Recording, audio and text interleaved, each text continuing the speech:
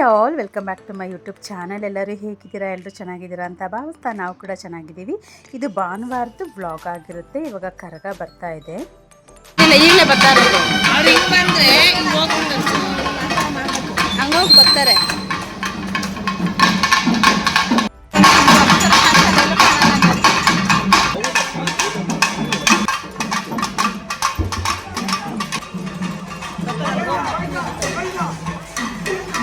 Night ಹಸಿ Karaga ನೋಡೋಕ್ಕಾಗಿರಲಿಲ್ಲ. Morning ಮನೆ ಹತ್ರನೇ ಬರುತ್ತೆ ಅಂತ ಬಂದು ಇವತ್ತು ಭಾನುವಾರ ಆಗಿರೋದ್ರಿಂದ ಸ್ವಲ್ಪ ನಾನ್ ವೆಜ್ ಸ್ಪೆಷಲ್ ಅಂತಲೇ ಹೇಳ್ಬೋದು. ಮಟನ್ ಸಾಂಬಾರಿಗೆ ಎಲ್ಲ ರೆಡಿ ಮಾಡ್ಕೊಂಡಿದ್ದೀವಿ.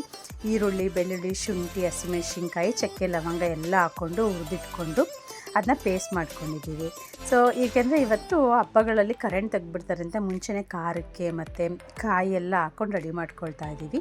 ಖಾರದ ಪುಡಿ ನಾವು ಮಟನ್ನು ಎಷ್ಟು ಕೆ ಜಿ ತೊಗೊಂಡಿದ್ದೀವಿ ಅಷ್ಟು ಕ್ವಾಂಟಿಟಿ ಅಷ್ಟು ಖಾರದ ಪುಡಿ, ಧನಿಯಾ ಪುಡಿ ಆ್ಯಡ್ ಆನ್ ಮಾಡ್ಕೊಂಡಿದ್ದೀವಿ. 1 ಕೆ ಜಿಗೆ ಅಮ್ಮಮ್ಮ ಅಂದರೆ 1.5 ಸ್ಪೂನಷ್ಟು ನಾವು ಖಾರದ ಪುಡಿ ಹಾಕ್ಕೊಳ್ತೀವಿ, 1 ಸ್ಪೂನ್ ಧನಿಯಾ ಹಾಕ್ಕೊಳ್ತೀವಿ ಅಷ್ಟೇ.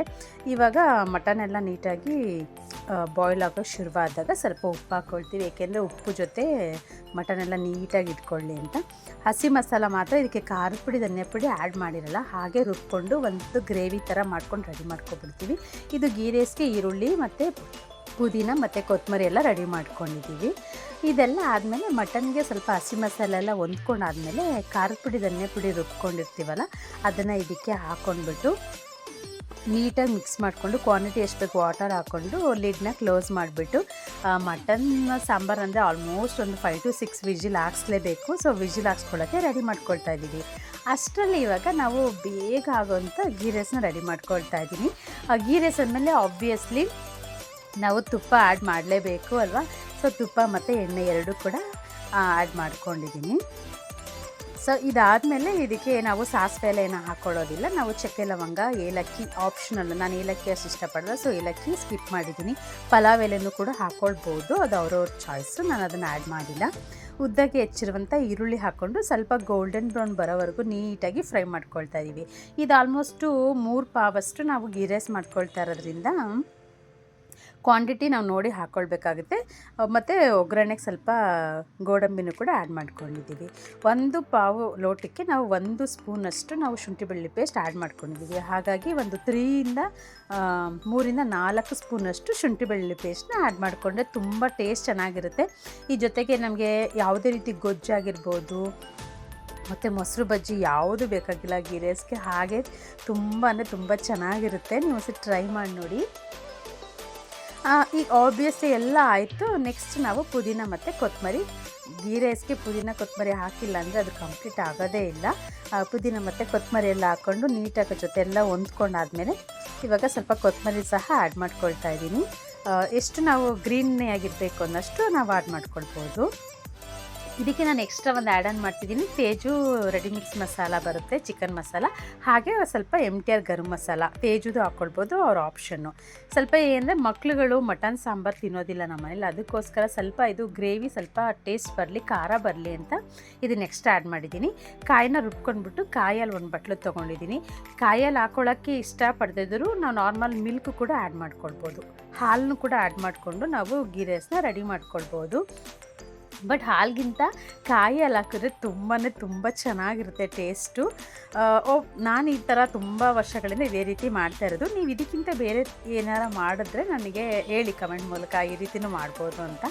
ಇದಾದಮೇಲೆ ಗಾರ್ನಿಷ್ ಸ್ವಲ್ಪ ಕೊತ್ತಂಬರಿ ಎಲ್ಲ ಹಾಕ್ಕೊಂಡು ಅಳತೆ 1 ಲೋಟಕ್ಕೆ 2 ಲೋಟ ನೀರು ಹಾಕ್ಕೊಳ್ಬೇಕು. ಬಟ್ ಗೀ ರೈಸು ತುಂಬ ಸಾಫ್ಟ್ ಆಗಬಾರ್ದು, ಮೀಡಿಯಮ್ ಆಗಿರಬೇಕು ಅಂತ ಎಷ್ಟು ಬೇಕಷ್ಟು ಕ್ವಾಂಟಿಟಿ ಅಳತೆ ಮಾಡಿ ನೀರು ಹಾಕ್ಕೊಂಡು ಲಿಡ್ನ ಕ್ಲೋಸ್ ಮಾಡ್ಕೊಳ್ತಾ ಇದ್ದೀನಿ.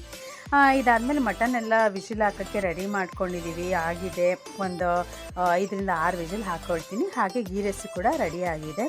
ಇವಾಗ ಸ್ವಲ್ಪ ಚಿಕನ್ ಫ್ರೈ ಮಾಡ್ಕೊಳ್ಳೋಣ ಅಂತ ರೆಡಿ ಮಾಡ್ಕೊಳ್ತಾ ಇದ್ದೀನಿ. ಆಯಿಲ್ ಹಾಕ್ಕೊಂಡಿದ್ದೀವಿ.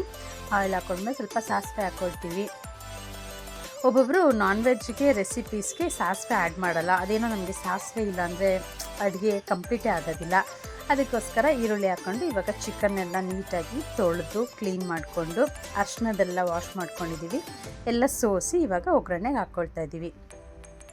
ಅಷ್ಟರಲ್ಲಿ ನಮ್ಮದು ಗೀ ರೈಸ್ ರೆಡಿ ಆಗಿದೆ. ನೀವು ನೋಡ್ತಾ ಇರ್ಬೋದು ಯಾವ ರೀತಿ ಇದೆ ಅಂತ. ನೋಡೋಕ್ಕೂ ಹಾಗೆ ಚೆನ್ನಾಗಿದೆ, ತಿನ್ನೋಕ್ಕೂ ಅದೇ ರೀತಿ ಚೆನ್ನಾಗಿದೆ. ಏನಪ್ಪ ಇವತ್ತೆಲ್ಲ ಬರೀ ನಾನ್ ವೆಜ್ ರೆಸಿಪಿ ಹೇಳ್ತಾ ಇದ್ದೀನಿ ಅಂತ ಅಂದ್ಕೊಳ್ಳೋಕೆ ಹೋಗ್ಬೇಡಿ. ಇವತ್ತು ಭಾನುವಾರದ ವ್ಲಾಗ್ ಆಗಿತ್ತು. ನಾನ್ ವೆಜ್ ಸ್ಪೆಷಲ್ಲು, ಮರಿ ಊಟ ಎಲ್ಲ ಮಾಡ್ತಾರಲ್ಲ, ಸೊ ಅದಕ್ಕೋಸ್ಕರ ಕಂಪ್ಲೀಟ್ ಇದು ನಾನ್ ವೆಜ್ ವಿಡಿಯೋನೇ ಆಗಿರುತ್ತೆ. ಇದಾದಮೇಲೆ ಸ್ವಲ್ಪ ಉಪ್ಪು ಹಾಕ್ಕೊಂಡು ಚಿಕನ್ ಫ್ರೈ ಮಾಡ್ತಾ ಇರೋದಕ್ಕೆ ಎಲ್ಲ ಮಿಕ್ಸ್ ಮಾಡಿಕೊಂಡು ಇದಕ್ಕೆ ಸ್ವಲ್ಪ ಖಾರ ಪುಡಿ, ಧನಿಯಾ ಪುಡಿ ಹಾಕ್ಕೊಂಡಿದ್ದೀವಿ. ಶುಂಠಿ ಬೆಳ್ಳುಳ್ಳಿ ಎಲ್ಲ ಹಾಕ್ಕೊಂಡು ನಾರ್ಮಲ್ ಮಸಾಲೆ ಎಲ್ಲ ಹಾಕ್ಕೊಂಡು ಸ್ವಲ್ಪ ಗ್ರೇವಿ ಥರ ಮಾಡ್ಕೊಳ್ಳೋಕ್ಕೆ ರೆಡಿ ಮಾಡ್ಕೊಂಡಿದ್ದೀವಿ. ನಮ್ಮ ಮನೆಯಲ್ಲಿ ಸ್ವಲ್ಪ ಮಟನ್ ಮಕ್ಳುಗಳು ತಿನ್ನೋದಿಲ್ಲ, ಅದಕ್ಕೋಸ್ಕರ ಚಿಕನ್ನು ಮಾಡಿದ್ದೀವಿ. ಇವತ್ತು ಹಬ್ಬ ಅಂದಮೇಲೆ ಆಬ್ವಿಯಸ್ಲಿ ನೆಂಟರುಗಳೆಲ್ಲ ಬಂದಿರ್ತಾರೆ. ಬಟ್ ನೆಂಟರುಗಳು ಬಂದಿರೋ ವೀಡಿಯೋಗಳು ನಾನೇನು ಮಾಡ್ಕೊಳ್ಳೋಕ್ಕೆ ಆಗಿಲ್ಲ, ತುಂಬ ಬ್ಯುಸಿಯಾಗಿದ್ದೆ ಅಂತಲೇ ಹೇಳ್ಬೋದು. ಸೊ ಫೈನಲಿ ಗೀ ರೈಸು ಸಾಂಬಾರೆಲ್ಲ ರೆಡಿ ಆದಮೇಲೆ ಇನ್ನು ಮಕ್ಕಳು ತುಂಬ ವೆಯ್ಟ್ ಮಾಡ್ತಿದ್ದಕ್ಕೆ ಕರ್ಕೊಂಡು ಹೋಗೋಣ ಅಂತ ಇವಾಗ ಬಂದಿದ್ದೀವಿ. ಇದನ್ನು ಆಲ್ಮೋಸ್ಟು 3 ಡೇಸ್ ಹಬ್ಬ ಶುರುವಾದಾಗಿಂದನೂ ಕರ್ಕೊಂಡೋಗಿ ಅಂತಲೇ ಇದ್ದರು. ಬಟ್ ಅವ್ರ ಪಪ್ಪಂಗೆ ವೆಯ್ಟ್ ಮಾಡಿಕೊಂಡು ಫೈನಲಿ ಅವರು ಹೋಗಿ ಎಲ್ಲ ಆಡ್ತಾಯಿದ್ರು. ನಾನು ಸ್ವಲ್ಪ ಹೊತ್ತು ಬಿಟ್ಟು ಆಮೇಲೆ ಹೋಗಿದ್ದು. ನಾನು ತುಂಬ ದೂರದಿಂದನೇ ಕ್ಯಾಪ್ಚರ್ ಮಾಡ್ತಾ ಇರೋದಿದ್ದು. ಅವರು ಆಲ್ರೆಡಿ ಹೋಗಿ ಎಲ್ಲ ಆಡೋಕ್ಕೆ ಶುರು ಮಾಡ್ಕೊಂಡಿದ್ದು. ನಾನು ಸ್ವಲ್ಪ ಮನೇಲಿ ಬ್ಯುಸಿಯಾಗಿದ್ದೆ, ಆಮೇಲೆ ಬಂದೆ. ನೋಡ್ತಾ ಇರ್ಬೋದು ಅವರೆಲ್ಲ ಪ್ಲೇ ಆಡ್ತಿದ್ದಾರೆ. ನನಗೆ ಪ್ರತಿ ವರ್ಷವೂ ಕರೀತಾರೆ ಬಾ ಆಡು ಅಂತ. ಏನೋ ಗೊತ್ತಿಲ್ಲ, ತುಂಬ ಭಯ. ಒಂದೇ ಒಂದು ಸತಿ ಆಡಿದ್ದೆ. ಆ ಎಕ್ಸ್ಪೀರಿಯೆನ್ಸಿಂದ ಯಾವ ಆಟನೂ ನನಗೆ ಆಡೋಕ್ಕೆ ಇಷ್ಟನೇ ಆಗೋದಿಲ್ಲ. ಇದನ್ನೇ ಫಸ್ಟ್ ನಾನು ಆಡಿದ್ದು, ಇದೇ ಲಾಸ್ಟು. ಅದಾದಮೇಲೆ ಯಾವುದನ್ನು ಟ್ರೈಯೂ ಕೂಡ ಮಾಡೋಕ್ಕೆ ಹೋಗಿಲ್ಲ. ಏನಂದರೆ ತುಂಬ ಧೈರ್ಯ ಬೇಕು ಇದೆಲ್ಲ ಆಡೋದಕ್ಕೆ. ಸೊ ನನಗೆ ಆಬ್ವಿಯಸ್ಲಿ ಈ ಥರ ಆಟಗಳೆಲ್ಲ ಆಡೋಷ್ಟು ಧೈರ್ಯ ಇಲ್ಲ. ಹೋಗೇ ಬಿಡೋಣ ಅಂತ ಅಂದ್ಕೊಂಡೆ ಹೋಗಿದ್ದು. ಬಟ್ ನಾನು ಹೋಗೋಕ್ಕೆ ಆಲ್ರೆಡಿ ಅವರು ಆಡ್ತಾಯಿದ್ರು. ಹಾಗೆ ಅದನ್ನೆಲ್ಲ ಕ್ಯಾಪ್ಚರ್ ಮಾಡಿಕೊಂಡು ಸುಮಾರು ಒಂದು 5 to 10 ಮಿನಿಟ್ಸು ಆಡಿಸ್ತಾರೆ ಅಂತ ಅಂದ್ಕೊಂಡಿದ್ದೀನಿ. ನೀವು ನೋಡ್ತಾ ಇರ್ಬೋದು. ಎಲ್ಲರೂ ನೋಡಿ ನಮ್ಮ ಮನೆಯವರು ಮಕ್ಕಳು ಜೊತೆ ಎಲ್ಲ ಆಡಿಕೊಂಡು ನನ್ನೇ ಹೋಗು ಅಂತಾರೆ. ಬಟ್ ನಾನು ಇದೆಲ್ಲ ಪ್ಲೇ ಆಡೋಕ್ಕೆ ಹೋಗೋದೇ ಇಲ್ಲ. ಅದಕ್ಕೋಸ್ಕರ ಅಷ್ಟೊತ್ತು ಕಾಲೇ ಅವ್ರು ಹೋಗಿ ಎಲ್ಲ ಆಡ್ತಿದ್ರು. ಸನ್ನಿಧಿ ನೋಡ್ತಾ ಇರ್ಬೋದು, ಹಾಯ್ ಮಾಡ್ತಿದ್ದಾಳೆ ನೋಡಿ.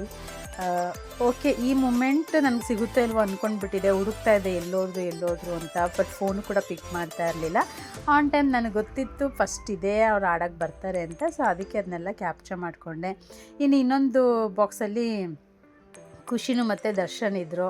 ಸೊ ಅವರು ತುಂಬ ಎಂಜಾಯ್ ಮಾಡ್ತಿದ್ರು. ಅಮ್ಮ ಎಲ್ಲ ಯಾರೂ ಬರಲೇ ಇಲ್ಲ, ನಾನು ಮಾತ್ರ ಹೋಗಿದ್ದೆ. ನನ್ನ ತಂಗಿನೂ ಕೂಡ ಬಂದಿರಲಿಲ್ಲ.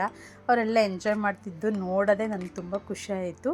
ನಾನು ಅವ್ರು ಆಡ್ತಾ ಇರೋದು ನೋಡಿ ನಾನೇ ಆಡಿದಷ್ಟು ತುಂಬ ಹ್ಯಾಪಿ ಆಯಿತು ಅಂತಲೇ ಹೇಳ್ಬೋದು.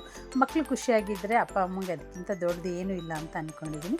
ಇದಾದಮೇಲೆ ಇದನ್ನು ಆಡೋಕ್ಕೆ ನಿಂತ್ಕೊಂಡ್ರು. ಇದನ್ನು ಆಡಬೇಕಾದ್ರಂತೂ ನನಗಂತೂ ತುಂಬ ಭಯ ಆಗ್ತಿತ್ತು. ಬಟ್ ಅವ್ರು ತುಂಬ ಜಾಲಿಯಾಗಿ ಎಷ್ಟು ಚೆನ್ನಾಗಿ ಕೂತ್ಕೊಂಡಿದ್ದು. ನಮ್ಮ ಸನ್ನಿಧಿ ಅಂತೂ ಏನು ಎದುರುಕೊಳ್ಳೇ ಇಲ್ಲ, ಅಷ್ಟು ಚೆನ್ನಾಗಿ ಆಡ್ತಾಯಿದ್ಲು.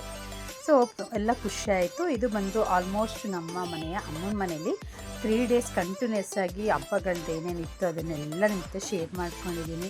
ನಮ್ಮ ವೀಡಿಯೋಸ್ಗಳೆಲ್ಲ ನೀವು ನೋಡ್ತಾ ಇದ್ದೀರಾ, ಸಪೋರ್ಟ್ ಮಾಡ್ತಾಯಿದ್ದೀರಾ. ಹೀಗೆ ಹೆಚ್ಚು ವಿಡಿಯೋಗಳನ್ನ ನೋಡ್ತಾಯಿರಿ, ಸಪೋರ್ಟ್ ಮಾಡ್ತಾಯಿರಿ. ಹೊಸ ವಿಡಿಯೋಗಳು ಹಾಕೋದಕ್ಕೆ ನಮಗೂ ಕೂಡ ಸ್ಪಿರಿಟ್ ಬರುತ್ತೆ ಅಲ್ವಾ. ಸೊ ಅದಕ್ಕೋಸ್ಕರ ಇದಾದಮೇಲೆ ಇನ್ನೂ ಇದೊಂದೆಲ್ಲ ಇತ್ತು, ಪ್ಲೇ ಏನೇನಿರುತ್ತೆ ಎಲ್ಲನೂ ಟ್ರೈ ಮಾಡಿದ್ರು. ಸೊ ಎಲ್ಲದೂ ಹಾಗೆ ಒಂದು ಕ್ಯಾಪ್ಚರ್ ಮಾಡಿಕೊಂಡೆ. ಅವ್ರು ಜಾಲಿಯಾಗಿ ಖುಷಿಯಾಗಿ ಹ್ಯಾಪಿಯಾಗಿದ್ದು ನೋಡಿ ನನಗೂ ತುಂಬ ಖುಷಿಯಾಯಿತು. ಅದನ್ನೆಲ್ಲ ಕ್ಯಾಪ್ಚರ್ ಮಾಡಿಕೊಂಡು ನಮಗೆ ಒಂದು ವಿಡಿಯೋ ಮೂಲಕ ನಿಮಗೆ ಪ್ರೆಸೆಂಟ್ ಮಾಡ್ತಿರೋದು ಕೂಡ ಅಷ್ಟೇ ಖುಷಿ ಆಗ್ತಾಯಿದೆ.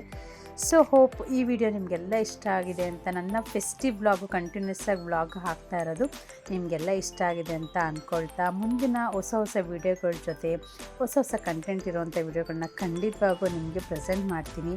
ಸೊ ಇದೆಲ್ಲ ಆದಮೇಲೆ ಸನ್ನಿಧಿನೂ ಮತ್ತು ಲೇಖನೂ ಇದನ್ನು ಟ್ರೈನ್ದು ಆಡ್ತೀವಿ ಅಂತ ಹೋದರು. ಇನ್ನು ಖುಷಿ ಮತ್ತು ದರ್ಶನು ಅದನ್ನೇನು ಟ್ರೈ ಮಾಡೋಕ್ಕೆ ಹೋಗಿಲ್ಲ. ಚಿಕ್ಕ ಮಕ್ಕಳು ಆಡೋದು, ನಾನು ಬರಲ್ಲ ಅಂತ ಹೋಗಲಿಲ್ಲ ಅವರು. ಸೊ ಇವರೇ ತುಂಬ ಜಾಲಿಯಾಗಿ ಎಲ್ಲ ಮಾಡ್ತಾಯಿದ್ರು ಅಂದ್ಬಿಟ್ಟು. ಸೊ ಟ್ರೈನ್ದೆಲ್ಲ ಒಂದು ಹಾಗೆ ಕ್ಯಾಪ್ಚರ್ ಮಾಡಿಕೊಂಡೆ. ನಾನು ಕುತ್ಕೊಳ್ಳೋಕ್ಕೆ ಮನಸ್ಸಾಗಿಲ್ಲ, ನನಗೆ ಅದು ಇಷ್ಟನೂ ಆಗಿಲ್ಲ, ಯಾಕೋ ಗೊತ್ತಿಲ್ಲ. ಬಟ್ ಮಕ್ಕಳೆಲ್ಲ ಎಂಜಾಯ್ ಮಾಡಿಕೊಂಡು ಬಂದರು. ಇದು ಆಲ್ಮೋಸ್ಟ್ ಎಲ್ಲ ಪ್ರತಿಯೊಂದು ಏನೇನಿದೆ ಇಲ್ಲಿ ಥಿಂಗ್ಸ್ಗಳದ್ದು ಎಲ್ಲ ಗೇಮ್ಸು ಕೂಡ ಆಡಿದ್ರು ಮಕ್ಕಳುಗಳು, ಯಾವುದೂ ಮಿಸ್ ಮಾಡಲಿಲ್ಲ. ಪ್ರತಿ ವರ್ಷವೂ ಇದೊಂದಕ್ಕೆ ಕಾಯ್ತಾ ಇರ್ತಾರೆ, ಊರಬ್ಬ ಬರೋದಕ್ಕೆ ಅಮ್ಮನ ಮನೇಲಿ. ಇದೊಂದು ಅವ್ರಿಗೊಂಥರ ಮೊಮೆಂಟ್ ಇರುತ್ತೆ ಪ್ರತಿ ವರ್ಷ ಅದನ್ನು ಮೆಮೊರೇಬಲ್ ಆಗಿ ಇಟ್ಕೊಳ್ಳೋದಕ್ಕೆ ಅಂತ ಅಂದ್ಕೊಳ್ತಾ, ಇದಾದಮೇಲೆ ಇನ್ನೊಂದು ಸಣ್ಣದೊಂದು ಪೆಂಡಿಂಗ್ ಇಟ್ಬಿಟ್ಟಿದ್ಲು. ಇದನ್ನು ನಾನು ಆಡಲೇಬೇಕು ಅಂತ ಹೋಗಿ ವೆಯ್ಟ್ ಮಾಡ್ತಾಯಿದ್ಲು. ಬಟ್ ಅದು ಲಿಮಿಟ್ಸ್ ಇದೆ, ಒಂದು 5 to 7 ಇಯರ್ಸ್ ಒಳಗಡೆ ಇರೋರಿಗೆ. ಬಟ್ ಆದರೂ ಪರವಾಗಿಲ್ಲ ಅಂತ ರಿಕ್ವೆಸ್ಟ್ ಮಾಡಿ ಒಳಗಡೆ ಸನ್ನಿಧಿನೂ ಲೇಖನೂ ಬಿಟ್ವಿ. ಒಂದು 5-10 ನಿಮಿಷ ಆಡಿಕೊಂಡು ಅದನ್ನು ಸ್ವಲ್ಪ ಫನ್ ಮಾಡಿಕೊಂಡ್ರು. ಬರೋಕ್ಕೆ ರೆಡಿ ಇರಲಿಲ್ಲ, ಇನ್ನೂ ಆಡಬೇಕು ಅಂತಲೇ ಇದ್ದರು. ಬಟ್ ನಮ್ಮ ಮನೆಯವರು ನೀವು ಆಡ್ಕೊಳ್ಳಿ, ನಾನು ಸ್ವಲ್ಪ ಕೆಲಸ ಇದೆ ಅಂತ ಬಿಟ್ಟು ನನ್ನ ಹೊರಟರು. ನಾನು ಇವನ್ನೆಲ್ಲ ಆಡಿಸ್ಕೊಂಡು ಸ್ವಲ್ಪ ಹೊತ್ತು ಅಲ್ಲೇ ನಾನು ನೋಡ್ಕೊಂಡು ಬರ್ತೀನಿ ಅಂತ ಹೇಳ್ಬಿಟ್ಟು, ಇದು ಲಾಸ್ಟ್, ಇದು ಫುಲ್ಲು ಸರೌಂಡಿಂಗ್ ಆಗುತ್ತೆ. ಇದನ್ನು ಲಾಸ್ಟ್ ನಿಜವಾಗ್ಲೂ ಆಡ್ತಾರ ಮಕ್ಕಳು ಅನ್ನೋ ಫೀಲ್ ಆಯಿತು. ಸನ್ನಿಧಿ ಲೇಖನ ಹೋಗಲಿಲ್ಲ, ದರ್ಶನ ಖುಷಿ ಮಾತ್ರ ಹೋಗಿದ್ದು. ಇದು ಫುಲ್ಲು ಒಂದು ರೌಂಡು ಸರ್ಕಲ್ ಮಾಡುತ್ತೆ. ಬಟ್ ಸೇಫ್ಟಿ ಪರ್ಪಸ್ ಎಲ್ಲ ನೀಟಾಗಿ ಮಾಡಿದ್ದಾರೆ. ಟ್ಯಾಗಿಂಗ್ ಮಾಡಿ ಥ್ರೆಡ್ಡಿಂಗಲ್ಲೆಲ್ಲ ನೀಟಾಗಿ ಕವರ್ ಮಾಡಿ ಹೊರಗಡೆ ಫುಲ್ಲು ಲಾಕ್ ಮಾಡಿದ್ದಾರೆ. ಫುಲ್ಲು ರೌಂಡು ತಿರುಗಿಸಿದ್ರು ಕೂಡ ಅದೇನು ಬೀಳಲ್ಲ, ಆ ಥರ ಫೆಸಿಲಿಟಿ ಚೆನ್ನಾಗಿ ಮಾಡಿದ್ದಾರೆ. ಬಟ್ ಏನಂದರೆ ಅವರು ಧೈರ್ಯವಾಗಿ ಹೋಗಿದ್ದು ನೋಡಿ ನನಗೆ ಆಶ್ಚರ್ಯ ಆಗೋಯಿತು. ಖುಷಿನೂ ದರ್ಶನು ಒಂದು ಟ್ರಯಲ್ ಮಾಡೋಣ ಅಂತ ಹೋಗೇ ಬಿಟ್ಟರು. ಫೈನಲಿ ಇದನ್ನು ಟ್ರಯಲ್ ಮಾಡಿದ್ರು. ಇದು ಖಂಡಿತ ಮಾಡೋಕ್ಕಾಗಲ್ಲ ಅಂತ ನಾನು ಅಂದ್ಕೊಂಡಿದ್ದೆ. ಸೊ ಅವರೆಲ್ಲ ಮಾಡಿದ್ರು. ಅದು ನೋಡಿದ್ದೆ ನನಗೊಂಥರ ಖುಷಿನೂ ಆಗ್ತಿತ್ತು, ಒಂದು ಕಡೆ ಭಯನೂ ಆಗ್ತಿತ್ತು. ಮಕ್ಳನ್ನ ಕೂರಿಸ್ಬಿಟ್ಟಿದ್ದೀವಪ್ಪ ಹೇಗೋ ಏನೋ ಅಂತ ಅನ್ನೋ ಥರನೂ. ಬಟ್ ನೀಟಾಗಿ ಸೇಫ್ಟಿ ಎಲ್ಲ ಮಾಡಿನೇ ಅವರು ಇದ್ರದ್ದೆಲ್ಲ ಮಾಡಿರ್ತಾರೆ ಅಲ್ವಾ. ಬಟ್ ಏನೂ ಆಗಲ್ಲ ಅಂತ ಅಂದ್ಕೊಂಡೆ. ನಾವು ಯಾವುದೇ ಆಗಲಿ ಪಾಸಿಟಿವ್ ಆಗಿ ತೊಗೊಳ್ತಾ ಹೋದ್ರೇ ಅಲ್ವಾ ನಾವೇನೇ ಒಂದು ಮಾಡೋಕ್ಕಾಗೋದು. ನೆಗೆಟಿವ್ ತೊಗೊಳ್ಬಾರ್ದು ಅನ್ನೋದು ನನ್ನ ಭಾವನೆ. ಸೊ ಎಲ್ಲರೂ ಜಾಲಿಯಾಗಿ ಮಜಾ ಮಾಡಿದ್ರು. ಸೊ ಹೋಪ್ ಈ ವಿಡಿಯೋ ನಿಮಗೆಲ್ಲ ಇಷ್ಟ ಆಗಿದೆ ಅಂತ ಶೇರ್ ಮಾಡಿದ್ದೀನಿ. Blog bye, take care all of you. Thank you for watching. Bye.